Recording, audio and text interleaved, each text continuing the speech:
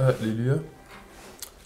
Aujourd'hui, nous allons parler de l'évolution spirituelle, sinon l'expliquer de façon, je l'espère, simple, afin que nous comprenions tous où nous sommes. L'évolution spirituelle est une évolution. C'est question de classe. Ne l'oublions pas. Malheureusement, nous l'oublions souvent. C'est pour cela que nous pouvons avoir des attitudes dans notre vie qui sont contre-productives. Ce sont des classes. Et qui dit classe, dit un élève qui doit apprendre ses leçons.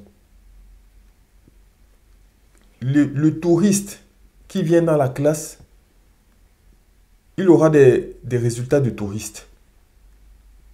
Le touriste, c'est qui? C'est l'élève qui vient par formalité. On lui a dit le matin, on lui a dit, ou ses parents lui ont dit d'aller à l'école. Ok. Il vient à l'école, il arrive. Bonjour tout le monde, il est sympathique. Après, il rentre. Qu'est-ce qu'il a appris? Il ne se rappelle pas. Qu'est-ce qu'il a appliqué? Ça lui permet d'appliquer dans sa vie? Il n'y a rien. C'est un touriste. Il aura des résultats de touriste. Et malheureusement, il peut passer beaucoup de temps dans la même classe. Alors que certains sont arrivés, vont le dépasser même. Il est peut-être en CM1. Certains arrivent en CM1, ils le dépassent. Et quand eux, ils sont en première, lui, il est à peine au CM2. Dieu ne nous sauvera pas sans nous. Dieu ne nous fera pas atteindre des dimensions spirituelles sans nous. Celui qui ne veut pas n'aura rien. On ne l'a pas appelé pour le contraindre à adhérer au système éducatif spirituel. On l'a appelé pour que lui-même, il sache que la grâce lui étant proposée, il doit la prendre, il doit s'en saisir et il doit vivre avec. Il y a des élèves qui, pendant que le professeur parle, n'écoutent même pas. Il y a d'autres qui, le professeur écoute, ok, ils écoutent quand même, après ils disent, oh non, c'est trop difficile. Ils ne veulent pas aller plus loin. Il y en a d'autres qui écoutent, ils peuvent trouver ça difficile difficile ou facile, mais ils sont à cœur de vouloir comprendre. Ils arrivent chez eux, ils travaillent. Que ce soit difficile ou facile, ils travaillent dessus. Certains même vont plus loin. Que ce soit difficile ou facile, ils arrivent chez eux. Non seulement ils travaillent dessus, mais ils vont plus loin.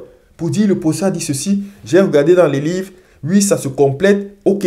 Et ils maîtrisent la classe. Ça se passe de la même façon dans le domaine spirituel. Où nous apprenons des choses. Nous apprenons des vertus, nous apprenons la compassion, nous apprenons comment entrer dans la présence de Dieu. Nous apprenons la vie de prière, la méditation. Mais qui applique? Mais quand on n'applique pas, après, quand on veut, on dit, je vais me marier. Oui, on se marie, mais on a encore des comportements grégaires, on a encore dur. Ou bien on a encore une paresse spirituelle, une nonchalance. Mais quand le conjoint arrive, qu'est-ce qu'il trouve? Il trouve notre caractère qui n'a pas été transformé. Au lieu d'avoir des agneaux, on a des tigresses. Au lieu d'avoir des agneaux, on a des lions. Et qu'est-ce qui se passe? Après, il y a rupture. Parce qu'on a essayé de voir comment soigner le couple, alors qu'on n'a pas essayé on a quitté la prévention. La prévention était de bien écouter ce que Dieu nous dit. Parce que tout cela, j'ai pris un aspect, le couple, ça pourrait être dans tous les domaines. Beaucoup se font licencier parce qu'ils ne sont pas en train de respecter les principes que le Seigneur a voulu leur inculquer depuis des années. Ils n'ont pas de principe de rigueur. Ils marchent selon la nonchalance. Ils n'ont pas de principe de probité. Ils n'ont pas de principe d'intégrité. Ils n'ont pas de principe de respect des supérieurs. Tout cela, ils n'ont pas ces principes. Et après, qu'est-ce qu'ils se font? Quand ils partent en entreprise, ils se font licencier. Après, ils vont revenir prier. Pourquoi?